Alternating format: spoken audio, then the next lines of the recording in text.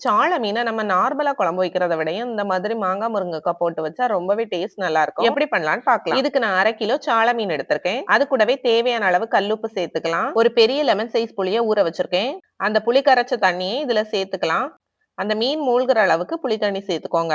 சேர்த்துட்டு இது கூடவே கட் பண்ணி வச்சிருக்க ஒரு மாங்காவை சேர்த்துக்கலாம். 2 முருங்கைக்காவை கட் பண்ணி வச்சிருக்கேன், அதுவும் சேர்த்துக்கலாம். 2 மீடியம் சைஸ் தக்காளி, 2 பச்சை மிளகாய் இதெல்லாம் சேர்த்துட்டு இதுக்கு ஒரு மசாலா பேஸ்ட் அரைக்கணும். அதுக்கு ஒரு மிக்ஸி ஜார்ல 1 ஸ்பூன் சீரகம், 2 கைப்பிடி சின்ன வெங்காயம், 1 கப் துருவின தேங்காய் சேர்த்துக்கலாம். மணத்துக்காக ஒரு கொத்து கருவேப்பிலையும் சேர்த்துக்கலாம். இது கூடவே தண்ணி சேர்த்து நல்லா பேஸ்டா அரைச்சு எடுத்துக்கலாம். இதை நம்ம ஆல்ரெடி வச்சிருக்க அந்த மீன் கூட சேர்த்துக்கலாம். சேர்த்துட்டு அந்த மிக்ஸி ஜார்ல இருக்க மசாலாவை வேஸ்ட் பண்ணாம அதுலயும் தண்ணி ஊத்தி அதையும் அலசி சேர்த்துக்கோங்க.